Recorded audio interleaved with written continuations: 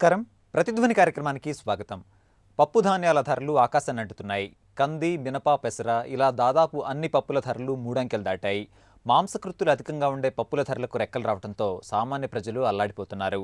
ఇప్పటికే మన దేశంలో 76% ప్రజలకు పోషకాహారం అందటం లేదు. తెలుగు రాష్ట్రాల్లో 80% పిల్లలు రక్తహీనతతో బాధపడుతున్నారు. పోషకాహార సమస్యను ఎదుర్కొంటున్న ప్రజలను అధిక ధరలు మరింత కష్టాల్లోకి నెడుతున్నాయి. ప్రధానంగా ప్రజల ఆరోగ్యంపై తీవ్ర ప్రభావం పడుతోంది. ఈ నేపథ్యంలో పెరుగుతున్న పప్పుల ధరలు, పోషకాహార సమస్యలపై ప్రతిధ్వని చర్చను చేపట్టింది. చర్చలో పాల్గొంటున్న ప్రముఖులు డాక్టర్ జీవి రామాంజనేయులు గారు, సుస్థిర వ్యవసాయ కేంద్ర సంచాలకులు, ప్రొఫెసర్ ఎల్ జలపతిరావు గారు, ప్రముఖ వ్యవసాయ శాస్త్రవేత్త, డాక్టర్ ఎంవి రావు గారు, ప్రముఖ general physician, Salomi S Das గారు, ప్రముఖ పోషకాహార నిపుణులు. ఆకాశాన్ని అంటుతున్న పప్పుల ధరలపై ఇప్పుడు కథనం.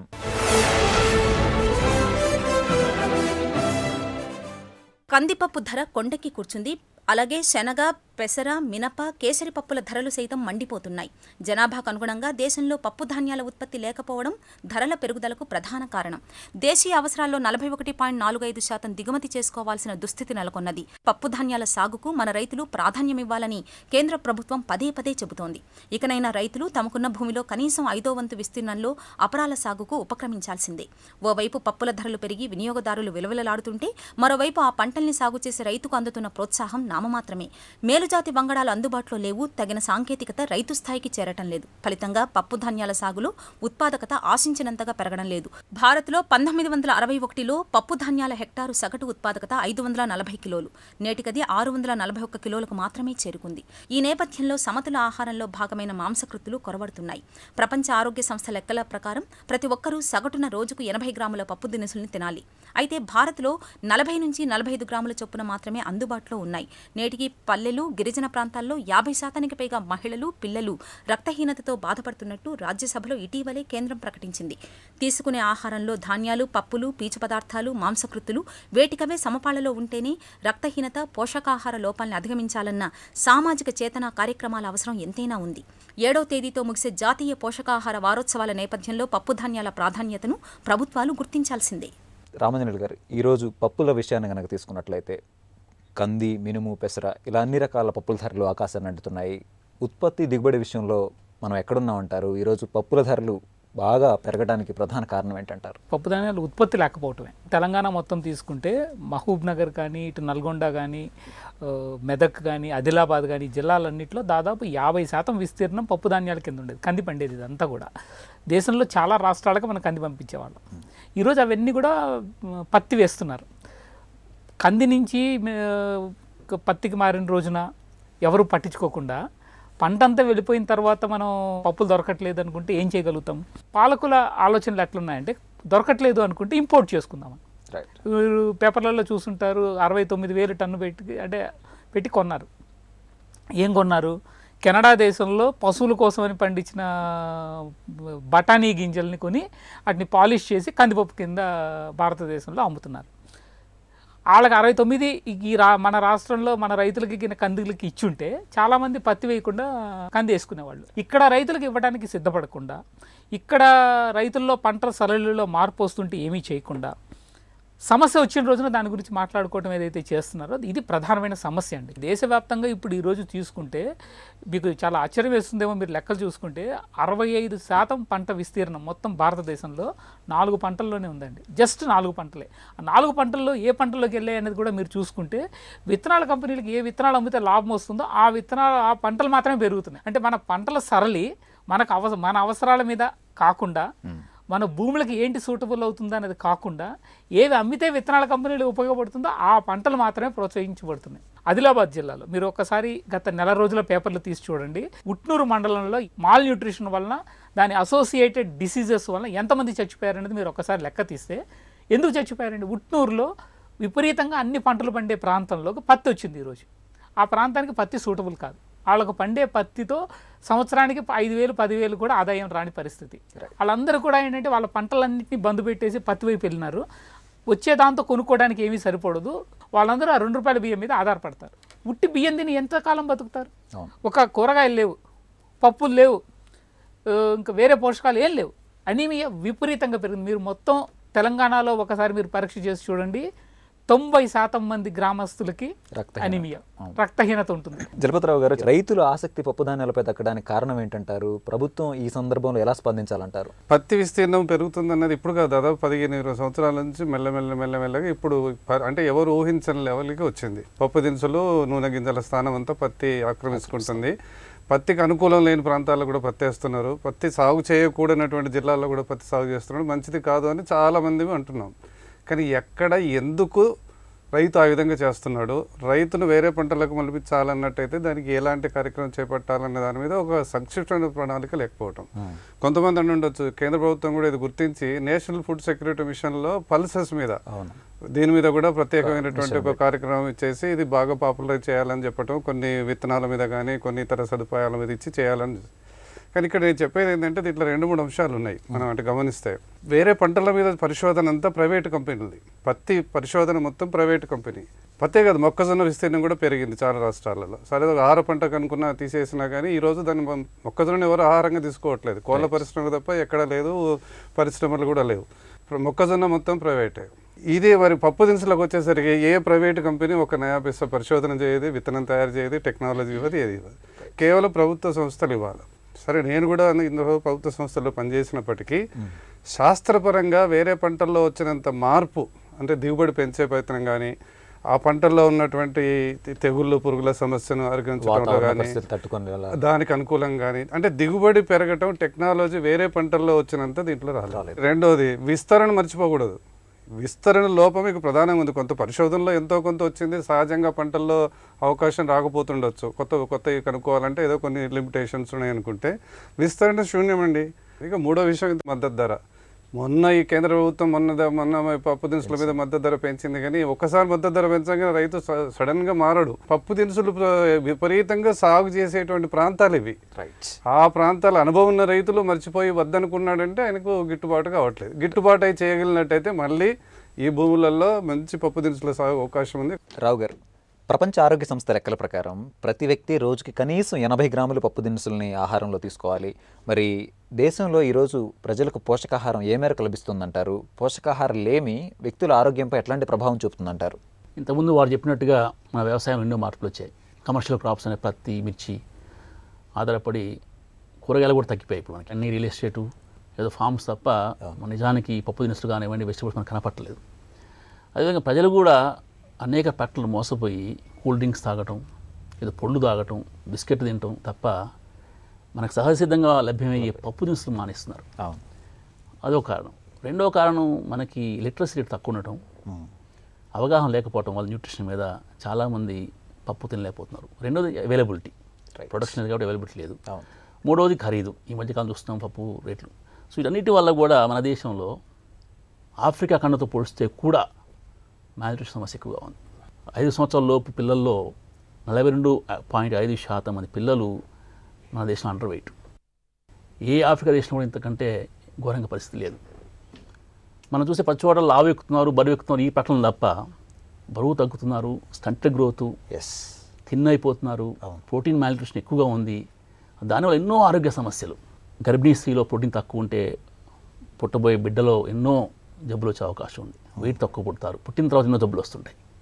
దానివల్ల మన దేశం మీద ఎంతో ఆర్థిక భారం పడుతుంది. అదేవిధంగా ఇందాక వారు చెప్పినట్టుగా అనేక మందిలో దాదాపు 90% మంది స్త్రీలలో ఇంక్లూడింగ్ సిటీస్లో కూడా ఎనీమియా ఉంది. అందులో మన దేశంలో చాలామంది మన శాకాహారులమే.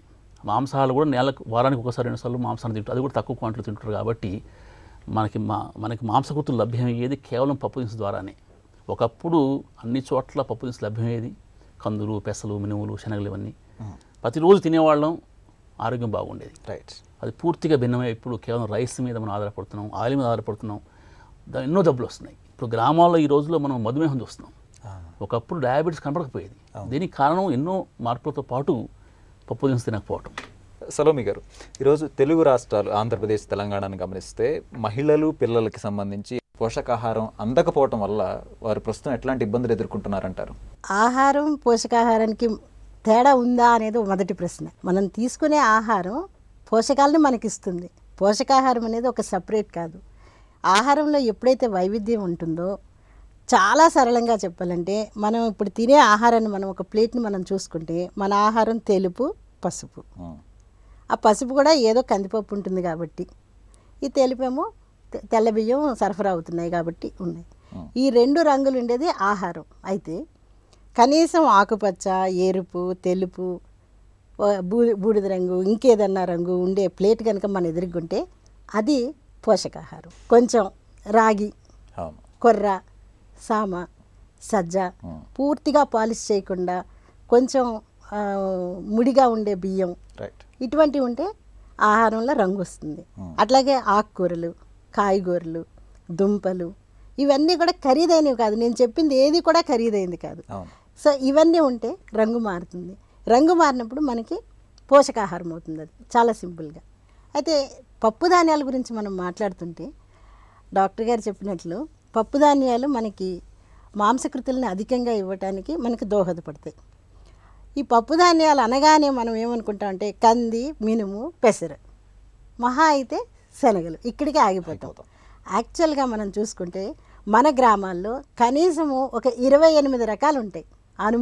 అనుముల్లో ఒక 4 రకాలు, శనగల్లో ఒక 5 రకాలు, పెసర్లో ఒక 6 రకాలు, కందులో అయితే ట్రెడిషనల్ వెరైటీసే 4-5 రకాలు ఉన్నాయి. ఇంకా ఎన్నో ఉండొచ్చు. చాలా కాలంగా పాపం మరుగున పడేసిన కేసరి దాల్, ఆ కేసరి దాల్లో ఒక చిన్న చిటుకుతోటి దాంట్లో ఉండే టాక్సిన్ని మనం తీసేయచ్చు.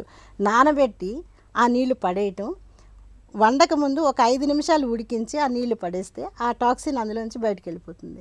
తర్వాత లంకపప్పు, రాజ్మా, రకరకాల చుక్కుళ్ళు, రకరకాల బీన్స్.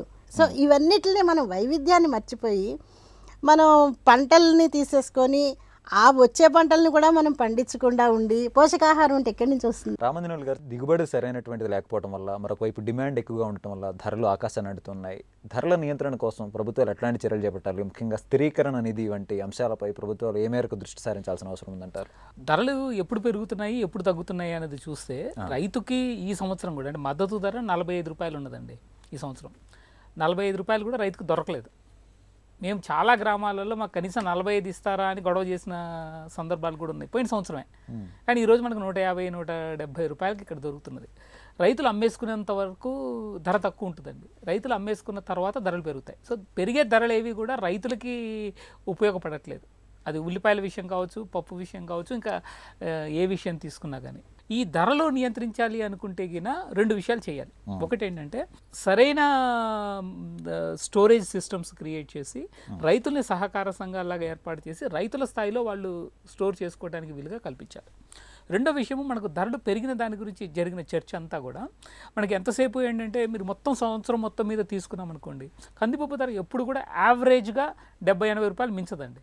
కొద్ది రోజులు 60 రూపాయలు ఉంటుంది, కొద్ది రోజులు 150 ఉంటుంది. మీరు ఓవరాల్గా తీసుకుంటే 60-70 రూపాయలు మించదు. మీరు అట్లా కందిపప్పు, ఉల్లిపాయలు అన్నీ లెక్కేసుకున్నా కానీ నెలకి 1,00,000 రూపాయల ఆదాయం వచ్చే వాళ్ళు కూడా 3,000 రూపాయల కంటే ఎక్కువ ఆహారం మీద ఖర్చు పెట్టట్లేదు. కానీ ఆ 3,000 రూపాయలు 3,030 రూపాయలు అయిన రోజున ఇంత గొడవ చేస్తున్నారు. ఇది జరుగుతున్నది. గత 15 సంవత్సరాల నుంచి కందిపప్పు ధర పెరగలేదు. కందుల ధర రైతులకు పెరగలేదు. ఆ రోజు ఎవరూ మాట్లాడకుండా ఈరోజు ఇంత పెరిగేసరికి ఇంత గొడవ చేయటం అనేది అన్యాయమైన విషయం. అంటే మనం మార్కెట్లో పెరిగిన ధరే చూస్తున్నాం తప్పితే రైతుకు వచ్చేటటువంటి 2 విషయాలు ఏంటంటే మార్కెట్లో పెరిగిన ధర రైతుకు రావట్లేదు అన్నది ఒక విషయము. రెండోది, మార్కెట్లో పెరిగిన ధర కూడా నిజంగా పెరిగిన ధర కాదండి. మనకు వచ్చే ఆదాయంలో ఒకప్పుడు 50% వరకు ఆహారం మీద ఖర్చు పెట్టేవాళ్ళం. ఆ తర్వాత తగ్గుతూ 30% వరకు పెట్టేవాళ్ళు, 20%. ఇప్పుడు 1% కూడా పెట్టట్లేదు. రైట్. మనకు మిగిలిన ఖర్చులన్నింటినీ మనం ఏమి ఆలోచించకుండా కేవలం ఆహారం మీద పెరిగే ఖర్చుల గురించి ఆలోచించడం అనేది అన్యాయమైన విషయం. అయితే ధరలు స్థిరీకరించడం అనేది అవసరమైన విషయం. అది వినియోగదారుల కోసం కాదు, రైతుల కోసం. దానికోసం ప్రభుత్వం ఖచ్చితంగా చర్యలు చేపట్టాల్సిన అవసరం ఉన్నది. ధరల మంచి ప్రోత్సాహకాలు అవి ఇవ్వగలిగితే మాత్రం ఖచ్చితంగా రైతులు మారతారు. ఆ మారుతున్న రైతులకి కొంచెం సహకారం అందించే వ్యవస్థని ప్రభుత్వం ఏర్పాటు చేయగలిగితే చాలామంది రైతులు పప్పు ధాన్యాల వైపు మళ్ళుతారు. ఇది ఒక మాట అండి. రెండో మాట, మన ఆహారపు అలవాట్లలో చాలా మార్పులు వస్తున్నాయి. ఇందాక సలోమి చాలా బాగా చెప్పారు. అది ఒకటేంటంటే, మీరు ట్రెడిషనల్గా తీసుకున్నారనుకోండి, మనం రోజు తినే ఏ ఐటెం తీసుకున్నా కానీ, మనం ఇడ్లీ తిన్నాం అనుకుంటే ఇడ్లీలో పప్పు ఉంటుంది, కార్బోహైడ్రేట్స్ ఉంటాయి, చట్నీ, ఆయిల్, ఇట్లా ఒక మిక్స్, ఒక ప్రాపర్ బ్యాలెన్స్డ్ ఉంటుంది. ఒక దోశ తీసుకున్నా అలాగే ఉంటుంది. బ్రేక్ఫాస్ట్లో మీరు లంచ్ తీసుకున్నా కానీ అట్లాంటి ఒక బ్యాలెన్స్ ఉంటుంది. అన్నిట్లోనూ ఒక బ్యాలెన్స్డ్ డైట్ మనది. దీంట్లో ఏమవుతున్నదంటే, ఆ బ్యాలెన్స్ నుంచి తప్పుకొని మనము బ్రెడ్, జామ్, ఏముందండి న్యూట్రియంట్ దాంట్లో. ఆహార అలవాట్లలో మార్పులు వస్తున్నాయో అవి చాలా తీవ్రమైన ప్రభావం చూపిస్తున్నాయి. అది గ్రాస్ రూట్స్ లెవెల్ నుంచి అంటే పూర్ ఎఫోర్డ్ చేయలేకపోవడం వల్ల కింద అయితే ఫ్యాషన్ కోసమని అర్బన్ ఏరియాస్లో ఈ రెండు కూడా జరుగుతున్నాయి. దీని నుంచి మార్పు తీసుకురావాలనుకుంటే ఒక మంచి క్యాంపెయిన్ బ్యాలెన్స్డ్ డైట్ వైపు ఎట్లా వెళ్ళాలి అన్న దాని గురించి ఒక మంచి క్యాంపెయిన్ ప్రభుత్వం వైపు నుంచి నడపాల్సిన అవసరం ఉన్నది. జలపతిరావు గారు, ధరల పెరుగుదలకి దళారీ వ్యవస్థ కూడా ప్రధాన కారణం అన్నటువంటి అభిప్రాయం చాలా బలంగా వినిపిస్తోంది. మరి ప్రభుత్వం ఎలాంటి నిఘా అమలు చేయాల్సిన అవసరం ఉందంటారు? ఇటు దళారీ వ్యవస్థ నిర్మూలనతో పాటు ప్రభుత్వం ఏ చర్యలు చేపట్టాల్సిన అవసరం ఉంది? వినియోగదారులకు ఉత్పత్తిదారుల గిట్ట మధ్యన సమన్వయం ఏర్పరచగలిగితే ఇద్దరు బాగుపడతారు. ఇటు వినియోగదారుడు నష్టపోతున్నాడు, ఉత్పత్తిదారుడు నష్టపోతున్నాడు. నేను ముందుగా ఇప్పుడు ఉత్పత్తి తగ్గింది కాబట్టి ధరలు పెరిగినాయి అన్నది జనరల్గా ఉందలేండి. వ్యాపారస్తులు కొద్దిగా అతిగా దాన్ని చేసేసి పెంచేస్తున్నారు.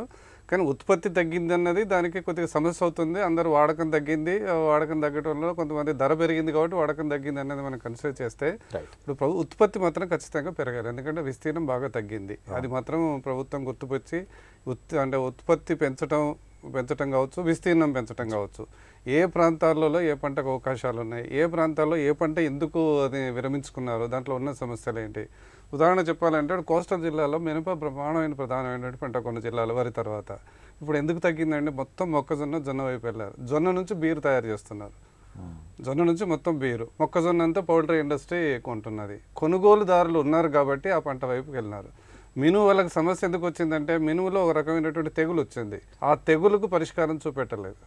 పరిష్కారం వచ్చేంత వరకు రైతు అదే పంట వేసుకుంటే నష్టపోడు కదా, వెంటనే పక్కకు మారండి.